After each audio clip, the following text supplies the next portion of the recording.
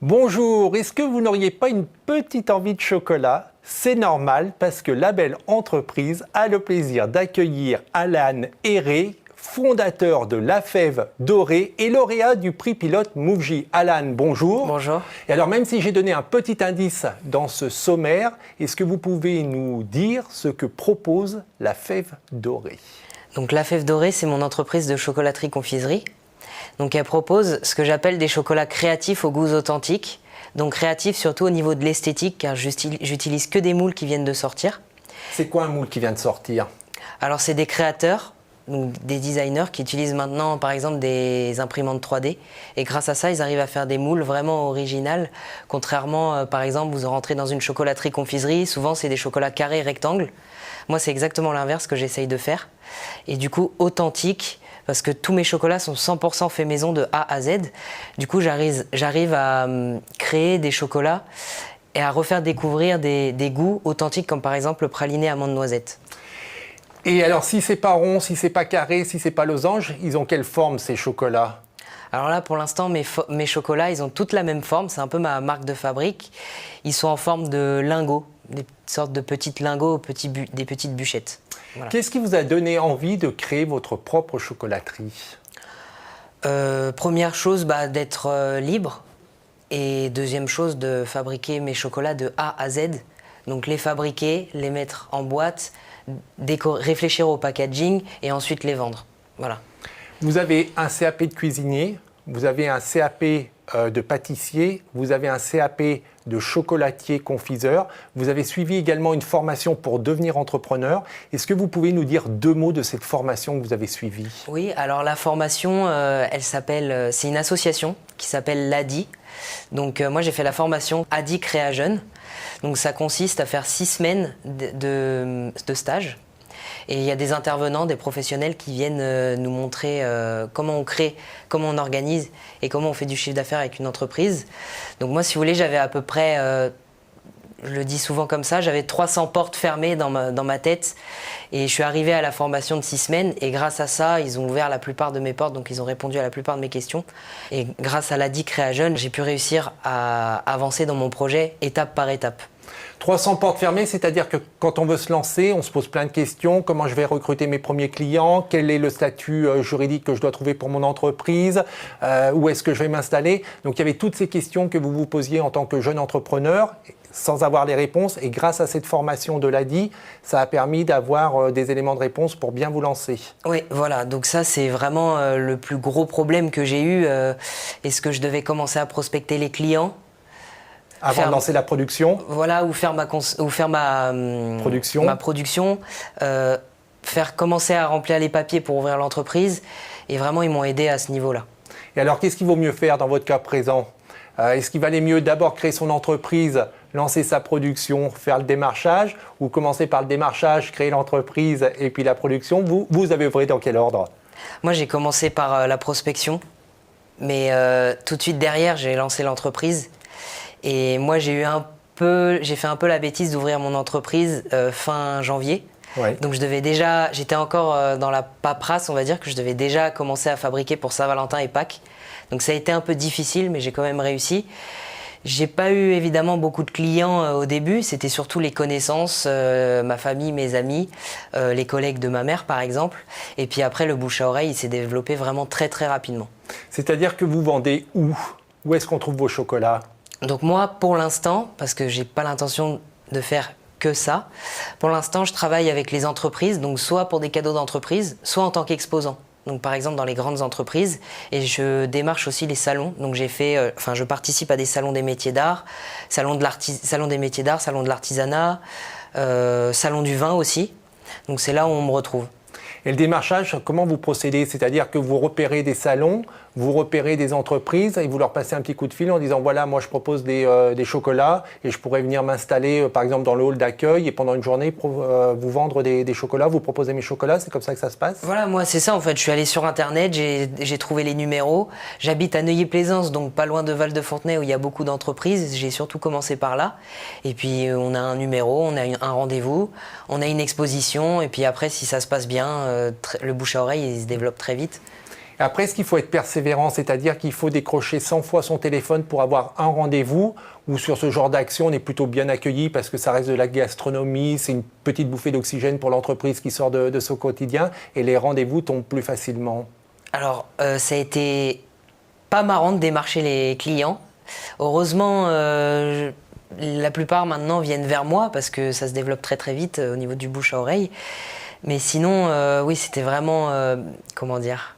C'est quand on est un peu pudique et par exemple vous étiez, même si vous aviez eu cette formation de créateur d'entreprise, d'entrepreneur, c'est peut-être quelque chose que vous n'aviez pas spontanément, et de faire ce démarchage, c'est ça qui était un petit peu compliqué, pénible? Oui, c'était un peu compliqué. Après, l'avantage que j'ai eu, c'est que je suis jeune et je fais des chocolats. Donc c'était un bon mariage quand même. Tout de suite, quand j'avais la personne au téléphone, je dis bah voilà, j'ai 20 ans, j'ouvre mon entreprise, je suis chocolatier. Donc là, tout de suite, ça tilte un peu plus que si je vendais par exemple des bijoux fantaisie. Parce qu'il y a beaucoup, c'est un peu plus facile en tant que chocolatier, ça reste de la nourriture. Et qui n'aime pas le chocolat? Pas beaucoup de monde, effectivement. Et alors justement, vous l'avez précisé, vous avez commencé très jeune. Quand vous avez annoncé à votre entourage qu'après votre CAP, vous n'aviez pas l'intention de travailler pour un chocolatier installé, mais que vous souhaitiez créer votre propre entreprise, comment votre entourage a réagi? On m'a pris pour un fou. Ouais. Voilà. Ça va mieux maintenant? Oui, oui, heureusement, mais on m'a clairement pris pour un fou. Bah, quand vous avez 18 ans, donc ça m'est arrivé, vous êtes à un repas de famille, vous vous levez, il y a 25 personnes, vous dites bah, j'ouvrais mon entreprise. Les parents, les grands-parents, ils regardent comme ça, ils disent mais non, t'es trop jeune, t'as pas assez d'expérience, tu n'y arriveras jamais. Si tu dépenses toute ton énergie, toutes tes économies et que ça marche pas, t'auras plus rien après. Tu vas travailler 15 heures par jour et t'es pas sûr d'avoir un salaire à la fin du mois. Voilà, ça c'est tout ce que j'ai eu. Et j'ai été têtu, je leur ai dit oui, d'accord, mais non. Et j'ai foncé, j'ai fait les formations parce que j'ai pas foncé tête baissée n'importe comment. J'ai fait 1 an de formation et j'ai réussi. Pour l'instant, grâce à ça. En fait, grâce à la formation, vous les avez rassurés et vous leur avez montré que ce n'était pas uniquement un coup de tête, mais que derrière, il y avait une réflexion et que tout ça était pensé pour que ça réussisse. Oui, alors, dès que j'ai eu la formation, vraiment, le début de la formation, ils ont commencé vraiment à être rassurés. C'était pas encore gagné, c'est sûr, l'entreprise n'était pas créée, mais ils ont vraiment... c'est là que j'ai commencé à gagner un petit peu en confiance et à rassurer aussi mes proches. Et aujourd'hui, vous en vivez de votre activité? Oui, j'en vis. J'ai de la chance parce que mon laboratoire, il est chez moi. Donc j'ai travaillé, j'avais un abri de jardin. J'ai eu la chance de l'idée aussi de tout détruire et tout reconstruire et faire un laboratoire 100% normes d'hygiène avec du matériel tout neuf. Donc ça allège surtout au niveau des charges. Donc c'est ça qui m'a aidé à avoir un stress en moins déjà. Parce que quand on paye un loyer pour le laboratoire, c'est pas évident c'est un stress en plus. Et ça m'a beaucoup aidé d'avoir mon propre laboratoire. C'est-à-dire qu'effectivement, quand on est locataire, il y a un coût qui tombe tous les mois, qui est le loyer de l'atelier. Et donc, il faut assurer au moins le chiffre d'affaires qui va couvrir le loyer et plus, parce que le but, c'est évidemment de vivre de son activité. Voilà, donc l'avantage, c'est que j'ai pas eu à perdre... même si les premiers mois, j'ai pas fait de chiffre d'affaires, j'avais pas 1 500 € de loyer en moins tous les mois. Donc, je gagnais pas forcément beaucoup d'argent au début, mais au moins, j'en perdais pas non plus. C'était ça le plus important. Il y avait quand même l'investissement de départ pour pouvoir fabriquer l'atelier de chocolat. Oui, bah, j'ai 90% de mes économies qui y sont passées, oui. Aujourd'hui, donc, vous en vivez. Quels sont vos projets? Donc, vous commercialisez plutôt dans les entreprises et dans les salons. Quels sont vos projets de développement concernant la fève dorée? Alors, moi, mes projets, est-ce que ça changera plus tard, dans 10-15 ans? Je ne sais pas encore. Moi, mon but, c'est pas forcément d'avoir une boutique, comme la plupart des chocolatiers, c'est de développer un réseau de distribution. D'avoir un réseau de distribution, commencer en France, pourquoi pas, à travers des épiceries fines. Ça, c'est mon idée, parce que je me dis, si j'ai une boutique, je vais vendre que localement, alors que si j'arrive à avoir 10, 15, 20, 30, 50, 100 points de vente en France, dans le monde peut-être, je pourrais vendre dans le monde entier et me concentrer justement, pas sur la vente, mais me concentrer que sur ce que je sais faire, la fabrication. Et pourquoi plutôt des épiceries fines, plutôt que d'avoir des boutiques à travers le monde entier, mais à votre nom? À première vue, c'est pas disons qu'avoir plusieurs boutiques, c'est déjà plus difficile. Moi, je le vois de ce point de vue. L'investissement, il est forcément pas le même. Plus important. Alors que si je peux travailler avec des personnes qui ont déjà un point de vente, ça peut être plus facile pour moi. Après, est-ce que dans 10 ans, je déciderai d'avoir une boutique, 2 boutiques, 3 boutiques à mon nom? Bon, j'en suis pas encore là pour l'instant. En tous les cas, c'est ce qu'on vous souhaite. Quel conseil vous pourriez donner aux jeunes qui souhaitent se lancer? D'être têtu déjà et déterminé, parce que quand on est jeune, il faut prouver 2 fois plus que les personnes qui ont 35-40 ans et qui ont plus d'expérience que nous. Quand vous êtes à un repas de famille, quand toute votre famille vous dit non, c'est pas possible, on a tout juste un projet en tête, mais on se fait enterrer sous terre avant même d'avoir commencé, faut être têtu et un minimum déterminé, sinon on n'y arrivera pas.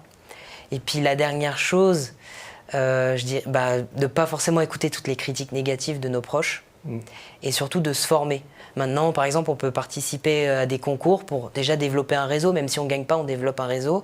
Comme le concours MoveJ, le prix MoveJ, mais là, pour le coup, vous avez été lauréat et c'est vrai que ça permet de rencontrer d'autres candidats, de rester en contact avec les candidats, avec les lauréats, qui sont des entrepreneurs. Et puis, il y a le jury, il y a ceux qui accompagnent. Donc, effectivement, c'est un bon moyen pour développer son réseau. Voilà, exactement. Avant même d'avoir ouvrir son entreprise, on peut déjà avoir un très bon réseau, avoir des personnes pour faire la communication, pour faire les plaquettes de présentation, pour faire le site internet. Donc oui, faire des formations. L'ADI Créa Jeune, c'est super, vraiment. Moi, j'ai adoré. Et après, vous avez le concours MoveJ et plein d'autres concours. Et ADI Créa Jeune, c'était payant? C'était 6 semaines de formation? Elles étaient prises en charge? Non, l'avantage, c'est que moi, je n'ai rien payé. C'était gratuit? C'était gratuit, ouais. Parce qu'en fait, l'ADI, je ne l'ai pas dit, mais c'est une association qui aide les jeunes créateurs d'entreprises. Ils donnent aussi des microcrédits. Moi, en l'occurrence, je ne m'en suis pas servi. Moi, c'était vraiment la formation qui a été bénéfique pour moi. Effectivement, ils financent aussi. Alan, merci beaucoup et bravo pour ce parcours. Merci à vous. On vous souhaite évidemment plein de bonnes choses et de réussite et plein de boutiques à votre nom ou dans des épiceries fines à travers le monde. Merci. Pour ceux qui voudraient en savoir plus sur votre chocolaterie, il y a évidemment un compte Facebook. Donc vous allez sur Facebook et vous tapez La Fève Dorée.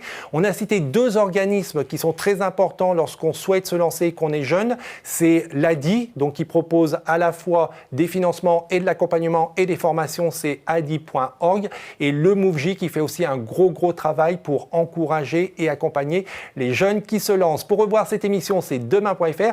On se retrouve très prochainement en attendant que le souffle de demain et que l'esprit de la création vous accompagne. Au revoir.